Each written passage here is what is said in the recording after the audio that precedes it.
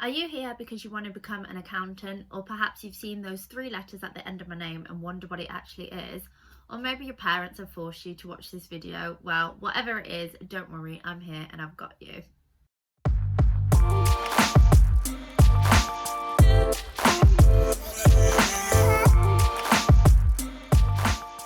So before I get into the video today, I do just want to let you know that I am now in a serious relationship, and that's with YouTube. So I'll be posting weekly content, and this will be mainly ACA focused, but there'll be other bits as well. So make sure you do subscribe, and please allow me to be your YouTube big 4 big sis. So now let's get into the video. So what is the ACA? So the ACA, which differs to the ACCA, stands for Associate Chartered Accountant. So it is a professional qualification, and it is similar to a master's. And for me, it came as part of my graduate scheme in audit. So audit is not the only way you can get into the ACA qualification. So there's many other financial graduate schemes as well that allow you to go through the ACA route. So to actually become a chartered accountant, you can't just do accounting at uni and then start calling yourself chartered. So you do need a professional qualification. And one of the ways is through the ICAEW, which is the Institute of Chartered Accountants, England and Wales. So this body runs the ACA qualification, and there's many different routes to become ACA qualified through them. So I'll put a link in the description below, and you can check that out if you are interested in finding out how's best for you.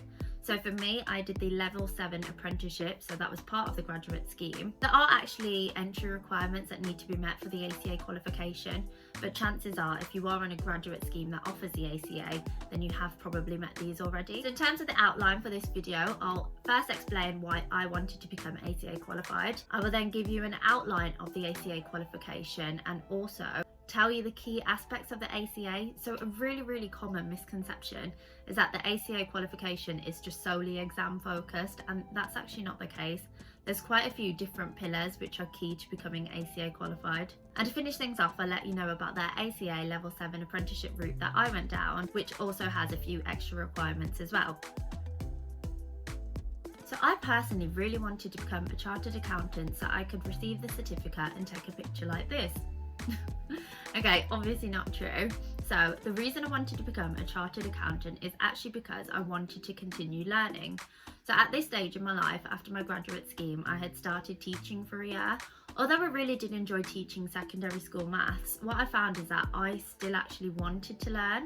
And then that's when I came across the ACA qualification, which is of course globally recognised, and it really does have a great reputation. So I've always loved maths, and that is a misconception that you do need to be good at maths to be an accountant. So if you're not familiar with accounting and you don't really know where to start and you want to know if it is for you as well, feel free to check out my book. You can find a link in the description below to even read this for free and just really see if it's something that you would be interested in. So with this interest in the financial sector, I realised that actually quite a lot of the finance professionals, so the managers, directors, etc., they do hold accountancy qualifications, and that could be the ACA. And I also did some research and found that 18 of the current FTSE 100 CEOs hold an accountancy qualification, and that just goes to highlight the endless possibilities going down this route. I did also really want to broaden my knowledge, and so the ACA seemed like the best route for me. So I will be sharing a video next week, and that'll tell you the different topics of the ACA qualification in terms of the exams and what you learn. So again, make sure you do subscribe and find out more. So to become a chartered accountant, you do need to have training experience with an authorised employer. So ICAEW actually has about over 5,000 authorised employers around the world. And so for me, my employer is a big 4 firm, and my graduate scheme was 3 years. So 3 years is typically how long it takes to become ACA qualified. And this can be a bit longer if you are, for example, fresh out of sixth form or college and have gone into work. And so your scheme might, for example, then be 4 years. But either way, the duration is likely to be most commonly 3 years, but it could be up to 5 years, for example. One thing I'll mention is that as an ACA student, you are then, yes, a student, and you could be eligible for student discounts. So as I've mentioned, most people typically think that to become ACA qualified, you just need to do these 15 exams and then that's it. But that is not the case, and that is exactly what I'm here to tell you today. So before you continue watching and then start to suddenly feel overwhelmed perhaps, or just think, whoa, this is way too much, there's just so many hoops that I need to jump through, like this is ridiculous. Well, don't worry, because remember, this is over the course of at least 3 years. And a lot of the stages that I'll mention actually does come through working anyway. So I, for one, can say actually that I haven't found it too bad overall. So with ICAEW, you will get a training file, and this will outline all the key steps that you need to hit to become ACA qualified. So firstly, there's practical work experience. So this is where I mentioned that you do need an authorised training employer. Arguably, this could actually be the most important step to becoming ACA qualified, because this is where the theory really gets put into practice. But as I said, it needs to be with an authorised training employer, so that's where it can actually get difficult for some people as well, if they have decided to start the ACA qualification independently. But the required working days to become a chartered accountant is 450 days, and those are 7-hour days. And that explains why graduate schemes are probably at least 3 years. Initially, that might sound like a lot, 450 working days, but actually I think for me, I achieved that in audit in probably about 2.5 years. The hours do start to stack up. So the practical work experience actually needs to relate to one of these 6 areas. So as mentioned, my training is in audit and assurance, and all your working days that you record in your training file must be approved by a reviewer. So this is usually just a manager at your place of work. But the next part of the training file is ethics and professional skepticism. This is where the student will need to complete the ethics learning program and practice ethical and professional skepticism in the workplace. This is all based on the ICAEW Code of Ethics. The whole purpose is to just make sure that students can recognise where there are potential ethical threats, and then kind of know how to go about these as well. So the ethics assessment, I have put a link in the description below to a blog that shares a lot more details, but to just kind of summarise, it is a 1-hour assessment, and it comprises of 30 multiple choice questions. So the pass score is 70%, and you do actually get unlimited attempts at this. However, your employer might actually put their own restrictions on how many sittings you can have.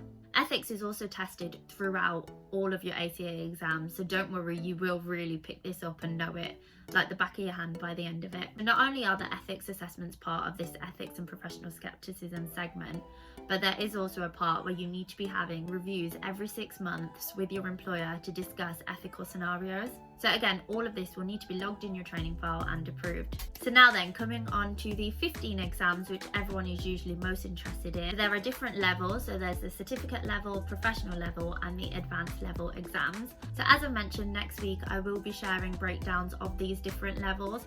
So that will include the different exams, the timings, and the structure of these. So make sure you do subscribe because you don't want to miss that. I have already also actually shared the difficulty ranking of the exam, so that's a bit of a spoiler, but check that out. The link is in the description below. So now, if you're already going through the ACA, you might have thought actually the training file that I've showed is different to the one that you have in yours. And essentially my training file that I have shown missed the professional development tab. And this is where students need to demonstrate that they've achieved satisfactory level of competence in ICAEW's key areas of professional development. So I do believe that the reason I haven't got that in my training file is just purely because I work at a Big 4 firm. So if your training employer isn't a Big 4 firm, then that's something that you should also be aware of, that will be another requirement that needs to be met. So now moving on to the level 7 apprenticeship route, which is the one that I did, there are actually a couple of additional requirements then that need to be met to become a chartered accountant. So the first additional requirement is the completion of a project report.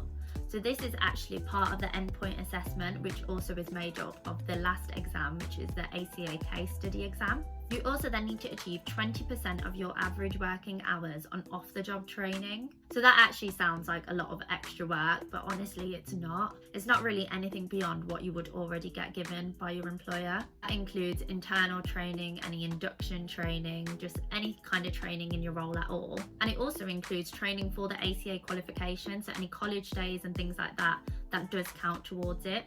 So the longest part is honestly just keeping track of it all. It's just a bit of admin, to be honest. The third extra requirement to become a chartered accountant through the level 7 route is evidencing your knowledge, skills and behaviours. So again, that's kind of like a tracker, which then is actually probably similar to that professional development tab that I didn't have. But again, that's just something that needs documenting and sending off. Just to mention, before you can attempt that endpoint assessment, so the project report and the case study, you will need to have a gateway review. So that's with someone from your training employer and also one of your talent coaches. And to be ready to go through this endpoint assessment, you do need to have a level 2 in maths and English. So that's equivalent to a GCSE grade C or grade 4 or above. So that, in a nutshell, is it. So some of you who are switched on, no offense if you didn't pick this up, but you may have spotted that there was that audit qualification tab at the end of my training file. What this is to actually log any audit specific work that you have done. And again, this all needs to be approved. This is actually useful if you do intend to, in the future, potentially sign audit reports as perhaps a partner. So it's not something that you need to do to become a chartered accountant. So that really is it. Thank you for watching. I am aware that I have mainly focused on my route to becoming ACA qualified, but remember there is that link below to find out the different routes that are available to you. So this is perhaps if you're changing qualifications from a different member body, and you can even find out if you have exemptions or anything like that from your university degree or any modules that you've done. But yeah, I hope you found this helpful. If you did, give me a like or drop a comment, especially if there's anything that you want to ask that I haven't perhaps covered in this video. And like I said, I'm ready to go with lots more YouTube videos, so do make sure you subscribe, and hopefully I'll see you again soon. Thanks.